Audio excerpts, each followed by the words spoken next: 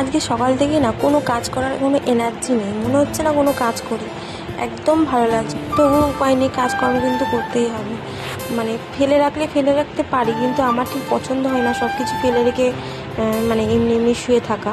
শরীর খারাপ হলে সে ব্যাপারটা আলাদা, তখন তো এমনি শরীর সাথ দেয় না, কিন্তু ওই এমনি এমনি শুয়ে থাকা আমার পক্ষে সম্ভব হয় না।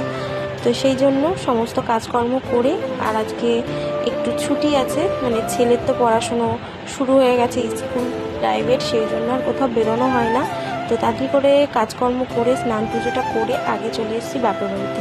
আমার ঘোরা মানে বাপের বাড়ি, সেখানে আমি মানে সব থেকে বেশি শান্তি পাই মনে হয় ঘুরতে এসে।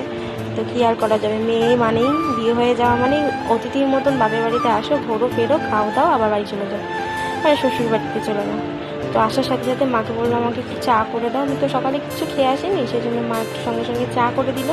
তো এখানে আসলে তো হাতের কাছে মানে কিছু করে খেতে হয় না, মা সব অলরেডি হাতের কাছে এনে দেয় আর খেয়ে নিই। আর এদিকে ছেলেকে একটুখানি আলু ভেজে দিল মা, ও একা একাই খেয়ে নেবে, আলু ভাজা খেতে ও খুব পছন্দ করে। তো ওই আলু ভাজা দিয়ে ও ভাত খেয়ে নেবে। আর এইদিকে মা কাপে সেট বের করে দিল, বললো তুই এক সেট নিয়ে যা, আর এক সেট তুই বাড়িতে রেখে দে। তো সেইটা আমার ব্লু কালারটা পছন্দ হয়েছিল, সেটাই আমি নিয়ে নিলাম। আজকে একদম এনার্জি লাগছিল না কোনো কিছু করতে, ভিডিও করতে, অনেক যেটুকুনি পেরেছি করেছি। আর এদিকে মা আজকে ভোলা মাছ রান্না করছে, আর উচ্ছে ভেজেছিল, আর এদিকে ঘ্যাটকুলে যে ডান্টিগুলো হয় না সেটা ভেজেছিল, আমার খুব ভালো লাগে খেতে।